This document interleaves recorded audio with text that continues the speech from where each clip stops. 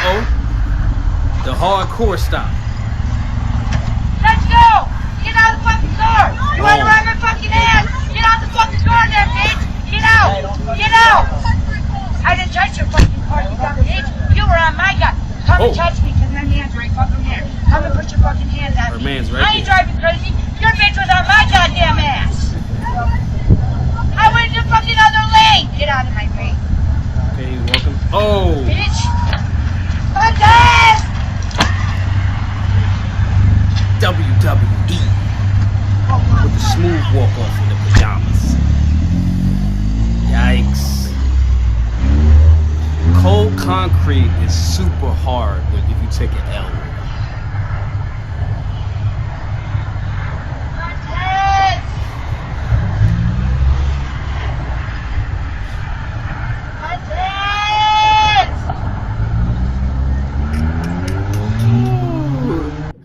Okay, solutionaries, that was obviously a scenario where somebody FAFO'd. We're gonna get straight to it, guys. Do not slam on your brakes, jump out, and approach somebody's vehicle. For one, I don't know what state that's in. I'm assuming it's somewhere cold in the north, right? Sounds like maybe a Boston or something like that. I'm not sure. It doesn't matter. These are the things that people do when they don't understand what imminent threat means. They don't get it. You don't know who's in a vehicle. You don't know what their ethos is, meaning what their life philosophy is, what they're willing to do. You don't know the mindset of that person, and it's stupid to do that. So that's step one. As far as the dude, because obviously I laughed, but you know, somebody potentially getting knocked out and all that other good stuff is not a good thing. Now, some men do not subscribe to the ethos that if a woman hits them, they shouldn't hit them back. And in that scenario, clearly the young lady hit him first. She was 100% wrong. The dude's walking away.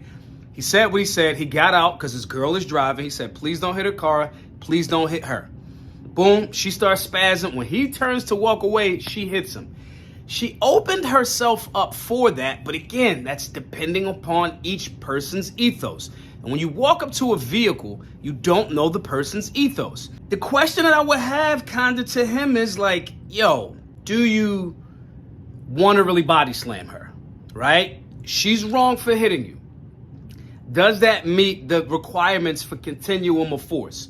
Meaning the force that he gave her equal to the level of force that she gave him. There's a question there that a lot of people would have to ask in court a lot of times.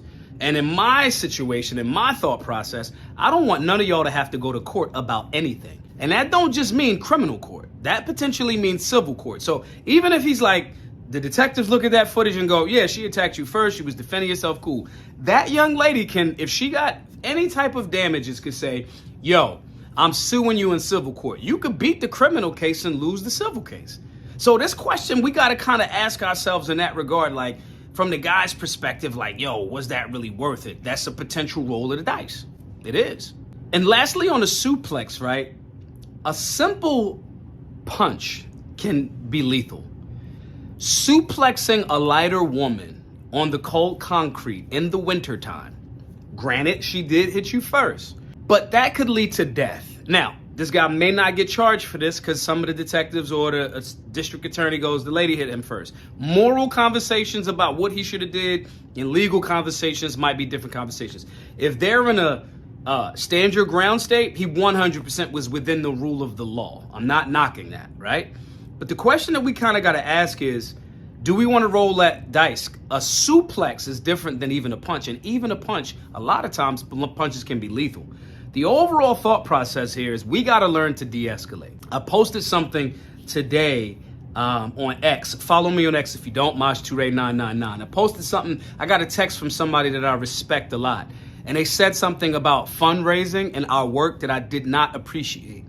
And I had to, before I responded back in that text, I kind of had to go, yo, let me just leave this be. And what my post was, in essence, saying, you know, when you see those types of things, it's more impactful for us to just kind of like let it be, Ignore that for the moment. Just put your head down, create some content, sell some of your product, sell some merch, get some money. I promise you, after you get an extra $100,000, that little issue that you're dealing with right there won't matter as much. So I didn't respond. Now, the person may follow me on social media. They may see it. They may influence it, whichever way it goes. But what I'm not going to do is directly be aggressive towards them. Why am I saying it? Even in something as simple as a text, right? In that scenario, the brother may have attempted to de-escalate in a different way. The absolute wrong person is the young lady here. She definitely should have attempted to de-escalate. She escalated the entire situation. Sliding, slamming on the brakes on the icy road, snowy road, jumping out on somebody, yelling at the driver, hitting an adult male with pajamas on. If a motherfucker got on pajamas and they outside, they ain't playing with the same set of rules that all of us is. So you might want to think about that. So she did that. She rolled them dice. She FAFO'd. So we have to make sure that we're thinking consistently about de-escalation and conflict resolution.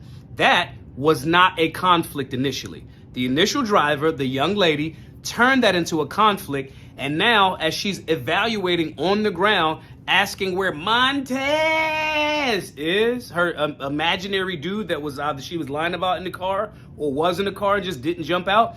Now she's in a conflicted situation and she has to think about, damn, should I have done that? Sidebar completely. Montez, if you was in the car, you an absolute piece of shit. I hope she was big capping. I pray that all things possible, that you as a grown man were not in that vehicle while your girl got slam dunked. I hope not. But nonetheless, we have to think about de-escalation and conflict resolution. Most people create conflicts because they don't know what conflicts are and what they're not. That initially was not a conflict. She made it by escalating, and potentially the guy that suplexed her might have assisted in that conflict in a direction that he didn't have to, and he might be running into a case a little bit later on. We'll see what happens. But anyway, guys, this is why we talk about conflict resolution, de-escalation, and not only just the firearms classes, but in the Solutionary 9 group. We talk about how are we going to go in this direction instead of that direction, even as something as simple as hitting the snooze button. These are habits that we have to train to make sure that we're on point. So when a real scenario shows up for you to no, I'm going this way instead of that way, it's damn near muscle memory at that point.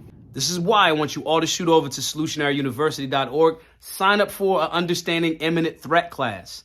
That is a very, very important scenario. That scenario right there is a lesson to show you how fast things could go from somebody flipping you off in the car and you being mad to you getting suplexed on the ground. Understanding imminent threat is there. Conflict resolution is in all of our classes, as well as you can get access to all of the classes by signing up for a Solutionary 9 membership. My name is Maj Toure, the founder of Solutionary University. Go over to solutionaryuniversity.org. I will hope to see you in a class soon. Be safe, be solutionary.